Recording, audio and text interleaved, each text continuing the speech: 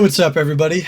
This is going to be a more detailed explanation of everything that's been going on with me with this condition I've been diagnosed with. This video is meant for family and friends, anybody who wants to follow along with how I'm doing and, the journey so far and what next steps are. But yeah, pretty much I'm gonna try to keep this video as brief as I can. I plan on just pretty much giving like a brief explanation of my journey with UC so far, kind of just how it's affected my daily life, the symptoms, side effects it gives me. Want to touch on my plan moving forward and kind of what the next couple months might be looking like. So, all right, I'll just get straight into it. So my first day having ulcerative colitis was, I believe it was January 5th. It was the day after my friend Wyatt's birthday party. He had some Korean barbecue that was cooked up for the party, some sushi, stuff like that. I ate that night. I ended up waking up in the middle of the night around like 2 a.m. with some stomach problems that ended up carrying on into the entirety of the next day. I thought it was just food poisoning at the time, or I don't know, ate a bad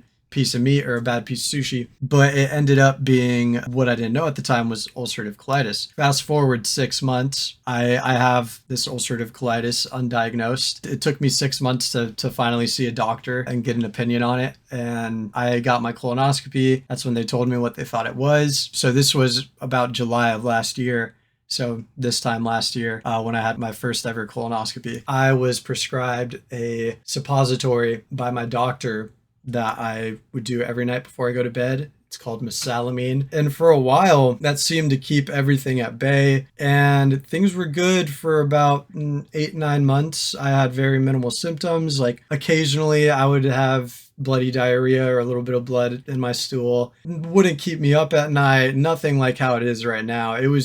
I definitely wasn't in remission, but it was so much more manageable than what it is now. And I could pretty much eat whatever I wanted with no repercussions, really. So I thought I was fine. I was like, oh, all I needed was this mesalamine suppository, I guess. I guess I'll just do this for the rest of my life and I'll be chilling. And fast forward about 9 months after I'm initially prescribed this stuff. So we're talking 3 months ago from where we are today. The medicine just kind of isn't working anymore. And I just kind of find myself going to the bathroom a lot more frequently, having urgency to go, getting really bad stomach cramps, kind of waking up intermittently throughout the night to use the restroom. This flare-up, I didn't know it was a flare-up at the time. I didn't even know a flare-up was a thing that existed with the disease. So 3 months ago, when this flare-up started, I was like, oh, it's fine. It'll just mull over. I'm sure it's just a weird couple day thing.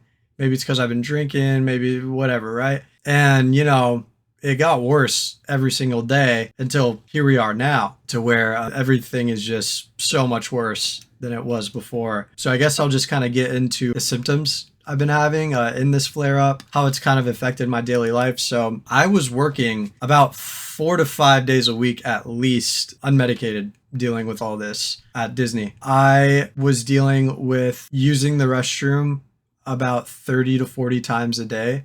Sometimes I couldn't eat or drink anything without it causing me pain in my stomach, like even drinking water. I could feel it traveling through my intestines, and it felt like I was drinking glass in a way. And it just felt really inflamed and irritated moving through my system. It was not good. And I was working a physically demanding job where I'm sweating a lot, 4 to 5 days a week like this, severely dehydrated because, with bloody diarrhea 30 to 40 times a day and not really being able to drink water and sweating profusely on top of that, I was dehydrated as a motherfucker. I still am dehydrated most of the time, just with all the diarrhea and the blood. It's just hard for me to hold on to a lot of water right now.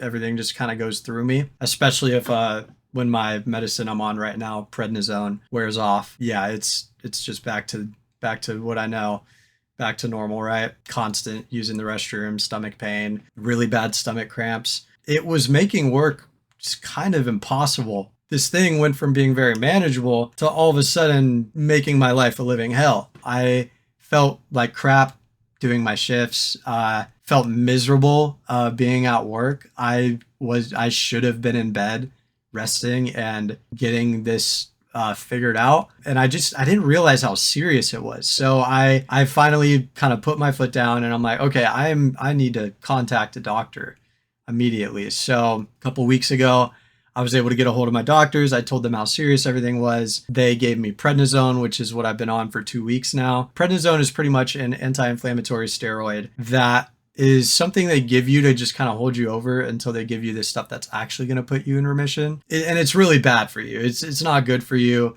It messes up your bone density, and it's just not good to take for long periods of time. When I take it, my heart rate goes up a lot, makes me feel kind of like a zombie.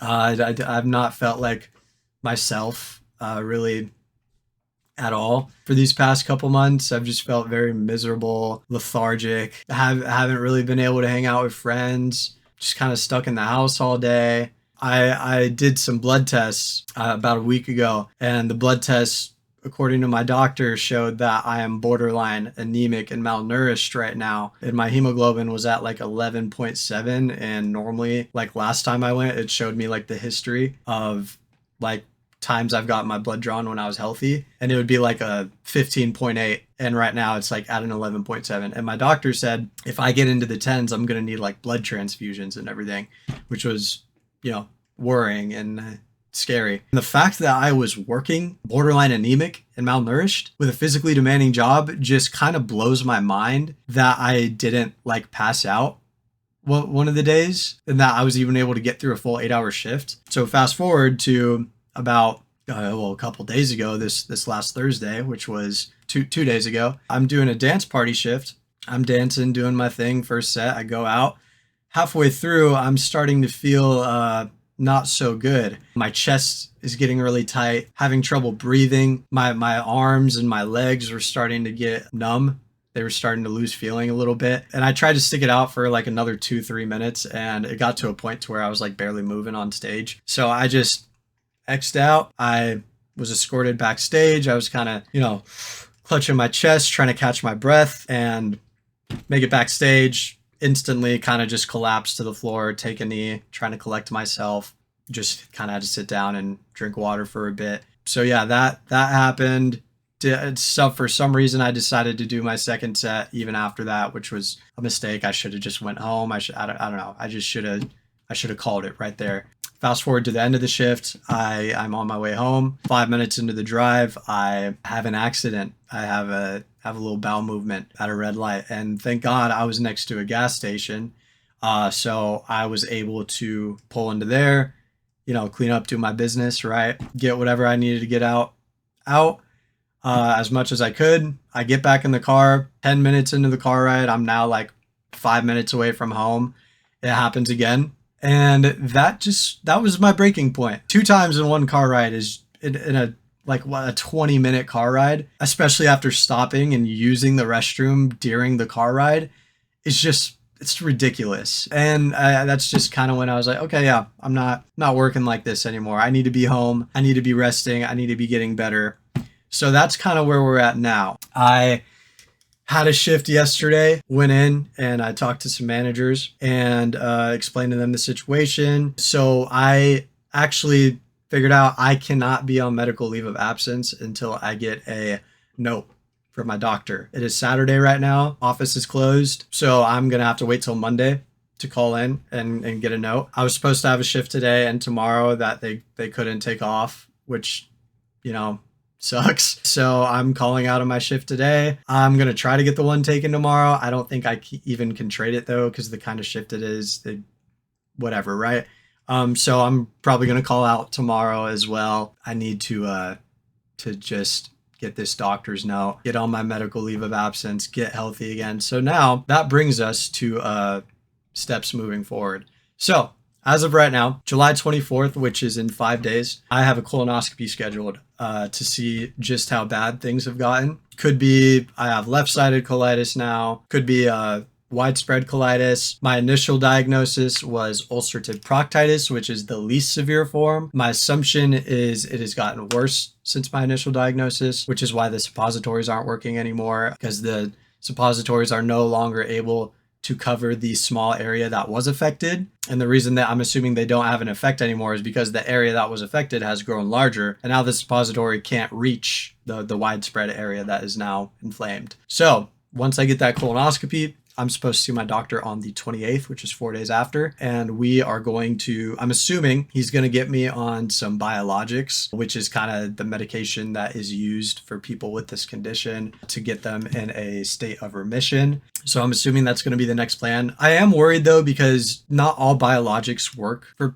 people. It's very like everybody's body is so different. One strain could work great for one person and then could not work at all for me. Some of them make your symptoms worse. Some of them work for like 6 months and then boom, your symptoms are back with a vengeance. So I'm just worried. I'm going to try to remain optimistic that, who knows, maybe the first one he puts me on will be just exactly what I needed and I'll instantly be in a state of remission. That is the hope. I don't know if that's going to be the case, but you know what? We're going to hope and pray for it. So I also wanted to say just thank you to everybody that has reached out and just, you know, there's people that I've known since high school that I didn't know also have this disease. Like my friend, she's had it since she was 15, and I can't even imagine that. I've only had it since I was 20. But imagine being in high school, having to deal with everything I'm talking about right now. That sounds like hell. And just like so many people have reached out with kind words, support, encouragement. It's been really nice. It's making me feel loved and supported. This has been a very, very isolating experience for me. Not something I would really wish on anybody. I just don't feel like myself at all. And I'm just kind of ready to have my normal life back, you know? I'm over this. I've dealt with it long enough, and yeah, I'm ready for things to resume the way they were. I'm ready to start doing shows again. I'm ready to hang out with friends, make time for friends, you know, work again, make some money, get my career going. Like I'm ready to get all this shit going. But this disease is just really has its hand on my throat right now.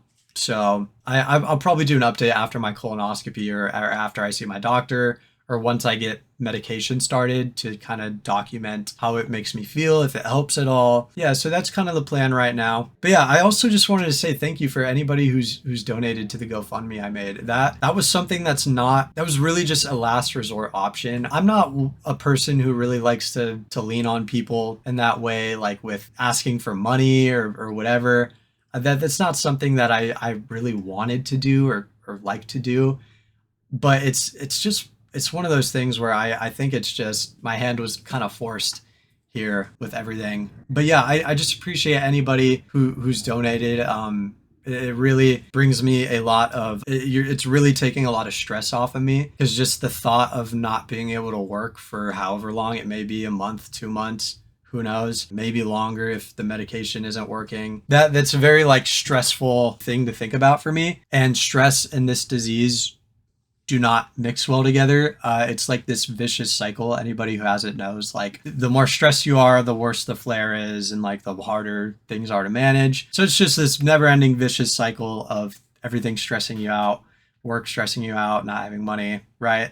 So the people donating, just thank you so much. Even if you're not donating, and if you're just somebody who's reached out and like has said something and just, you know, shown support and in any way, I really appreciate you. I think really just what I need right now is just, I guess, a sense of community. Yeah, like it's just been nice hearing the kind words people have to say and hearing other people's experiences as well with maybe not exactly what I have, but stuff that's similar as well. It really makes me feel not alone in this. You know, I'm only 21. It feels weird to be dealing with health problems like this at such a young age. So it like I said, it's just been very isolating. As weird as it might be to say, it just feels good knowing that I'm not alone in this struggle, and that, you know, there are people thinking about me. And yeah, it's been nice hearing the nice words people have to say. And I thank you if you've made it to this point in the video and you've watched this far. Thank you so much for listening and following along with my journey. Feel free to reach out to me personally if you have any questions you want answered, and let you know. And yeah, just thank you for watching. But yeah, that's it for now. See ya.